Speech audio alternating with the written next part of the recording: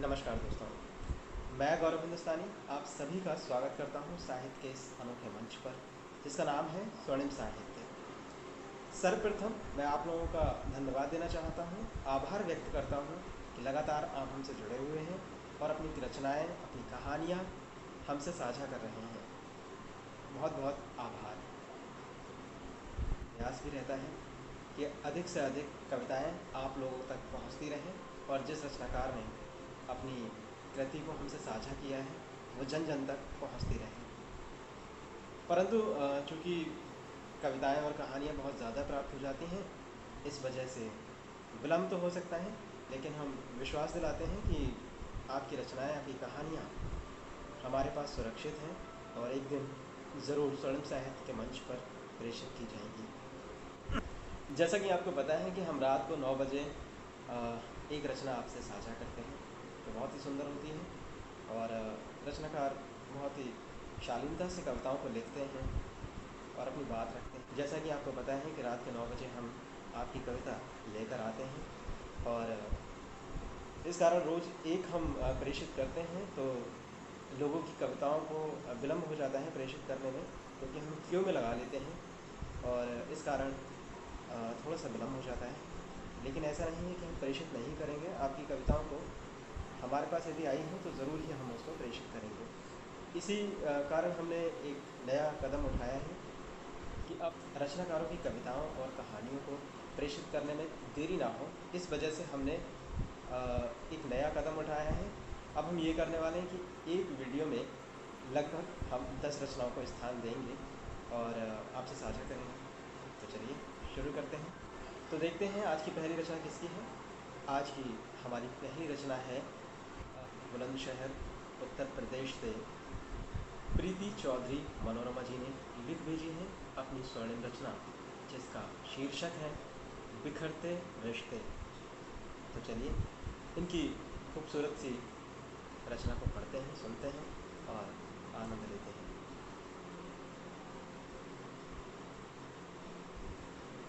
बिखरते रिश्ते दिल में पीर जगाते हैं, मासूम आँखों को बहुत ज़्यादा रुलाते हैं। कि बिखरते रिश्ते दिल में पीर जगाते हैं, मासूम आँखों को बहुत ज़्यादा रुलाते हैं। और झीनी सी हो गई है आत्मीयता की चादर, झीनी सी हो गई है आत्मीयता की चादर, ख़त्म हो गया है आँखों का मान आदर। रोज़ ही तुरपाई करती हूँ नेह के धागे से, जाने कैसे फिर भी उधड़ ही जाते हैं। बिखरते रिश्ते दिल में पीर जगाते हैं। दो दिलों के बीच बन गई है गहरी खाई, बढ़ती ही जा रही है भीड़ में तन्हाई।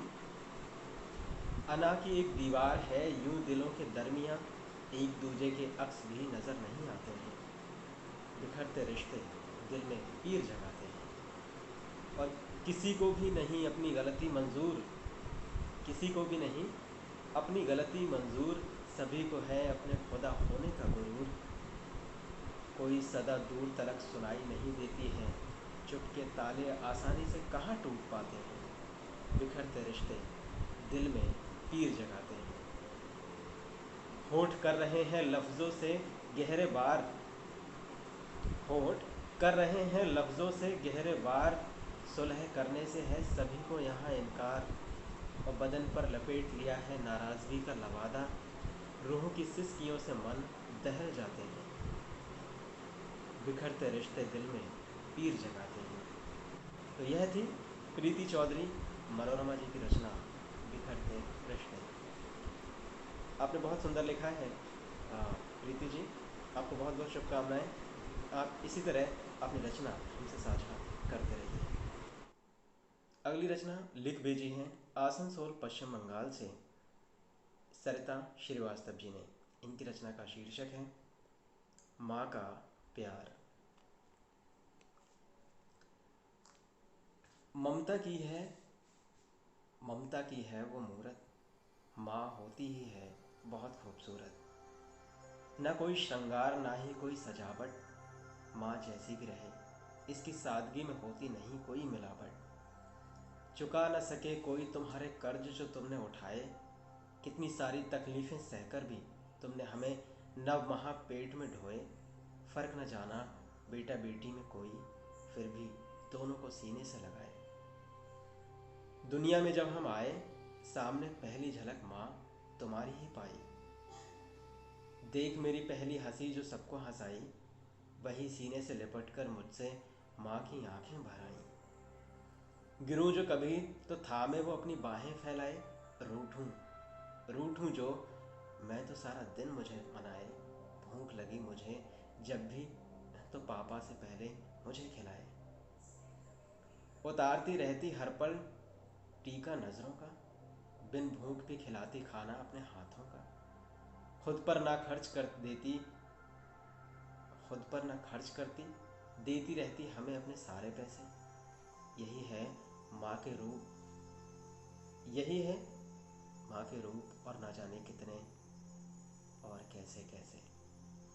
जरा सी चूक से ये आंखें सहम जाती, देखने तुम्हारी झलक आंखें तरस जाती। मिलती सुकून तुम्हारी आंचल की, जिसमें सारी गलतियां मेरी छुप जाती। जब भी खुद को अकेला समझी माँ, तुमको ही सामने पाया। दुनिया के इस भीड़ में जब लगा छूटने हाथ, उस मोड़ पर हाथ तुम्हारा ही पाया। लेती नहीं हो तुम कोई मोल, सिखाती हो सदा सच और अच्छाई के बोल। गुरु ज्ञान तो हमने पाया है माँ, पर तुम्हारी पहली सीख वही थी सबसे अनमोल। थकती नहीं रुकती नहीं कभी, गुजर जाती उम्र मिट जाती सारी जवानी।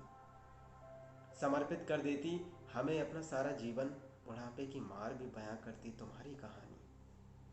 आती नहीं नींद किसी और से, सुनती हूँ जब माँ की लोरी मिलती राहत तब सुकून से।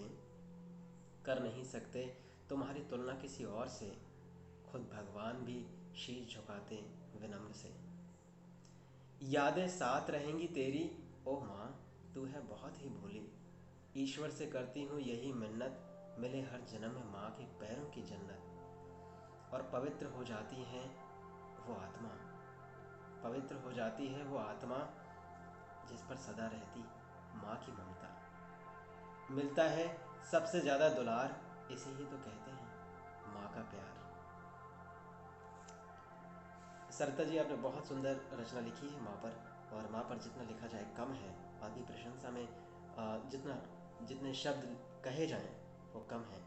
और बहुत बहुत शुभकामनाएं, आपकी रचना बहुत सुंदर थी और बहुत भावुक करने वाली थी, और आशा करता हूँ बाकी लोगों को भी आपकी रचना पसंद आएगी। हमारी अगली रचना लिख भेजी है गोडा झारखंड से राजकुमारी जी ने।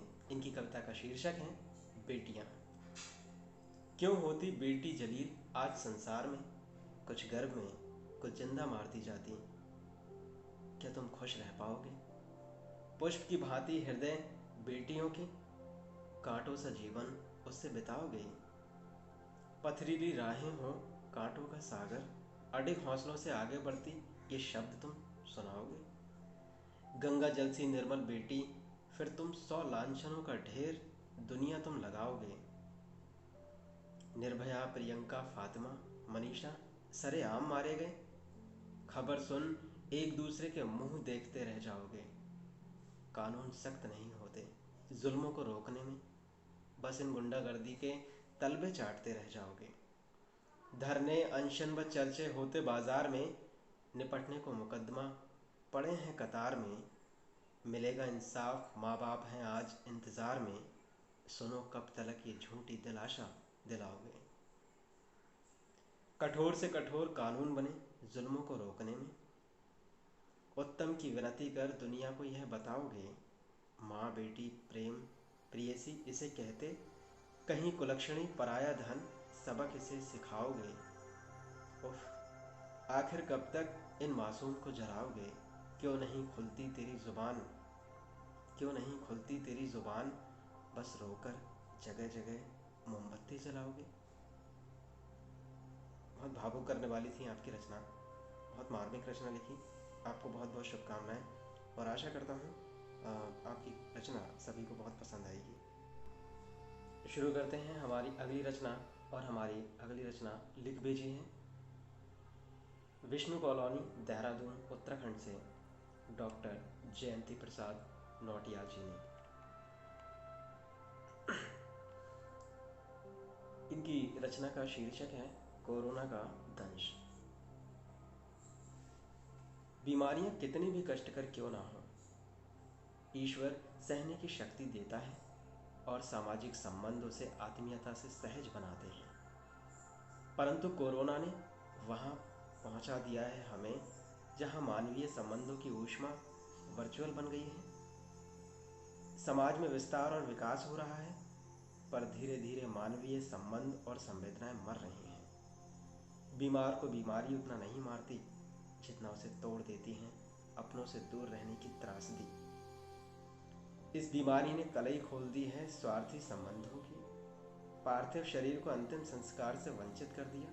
मृत शरीर प्लास्टिक के पैकेट में बंद एक वस्तु बन गए। स्वार्थी संतानों ने पैकेट लेने से इनकार कर दिया। इंसानी कंधों के लिए तरसते रहे ये मृत शरीर सरकारी तंत्र के रहमो करम पर लावारिश पड़े हैं। अपनों को देखने के लिए तरसती आंखें खुली की खुली रह गईं और उड़ गया पाखी। कोरोना के ये दंश तब तक सालते रहेंगे जब तक हम फिर से वर्चुअल से निकलकर अपने संबंधों को मूल भौतिक रूप में ना ले आए। और डॉक्टर साहब, आपकी रचना बहुत सुंदर थी। मुझे आशा है कि आप इसी तरह अपनी रचनाएं भेजते रहेंगे और स्वर्णिम साहित्य से जुड़े रहेंगे। हमारी अगली रचना है जो कि लिख भेजी है नई दिल्ली से इंदु मिश्रा किरण जी ने। इनकी कविता का शीर्षक है मौसम भी इस जहां में सुहाना उसी का है। मौसम भी इस जहां में सुहाना उसी का है, दौलत है जिसके पास जमाना उसी का है। कि मौसम भी इस जहां में सुहाना उसी का है, दौलत है जिसके पास जमाना उसी का है। कुर्बान अपने जानो जिगर मुल्क पर करें, कुर्बान अपने जानो जिगर मुल्क पर करें, जाना बहुत ही शान से जाना उसी का है।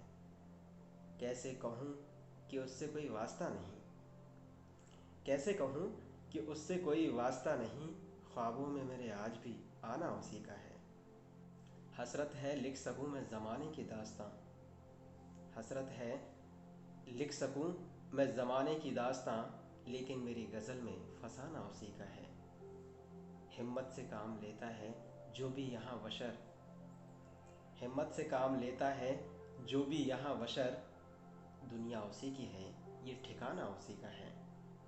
और अपनी खुदी मिटा के जो रखते हैं सिर झुका, अपनी खुदी मिटा के जो रखते हैं सिर झुका, संसार में तो सिर्फ तराना उसी का है।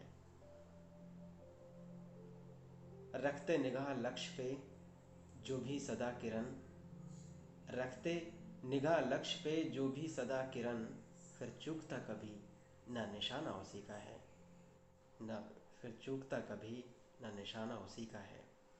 बहुत खूबसूरत आपने ये रचना लिख भेजी थी। बहुत सुंदर इसके शेर हैं, बहुत लाजवाब आपने लिखा है। आपको बहुत बहुत शुभकामनाएं और आप हमसे इसी तरह जुड़ी रहेंगी। और आशा करता हूँ कि आप सभी को आज की रचनाएं बेहद पसंद आई होंगी। अपनी प्रतिक्रियाएं हमें देते रहिए और यदि आपको हमारा ये सेगमेंट अच्छा लगा होगा तो हम अगली वीडियो में कम से कम 10 कविताओं को लेकर आएंगे। अपनी प्रतिक्रियाएं हमें कमेंट्स के माध्यम से देते रहिएगा और चैनल को सब्सक्राइब कर लीजिएगा और अधिक से अधिक अपने मित्रों से, सगे संबंधियों से शेयर करें, जिससे आपकी रचनाएं लोगों तक अधिक से अधिक पहुंच सकें। जय हिंद, जय भारत। आप भी भेज सकते हैं अपनी स्वर्णिम कविताएं हमारी ईमेल आईडी पर।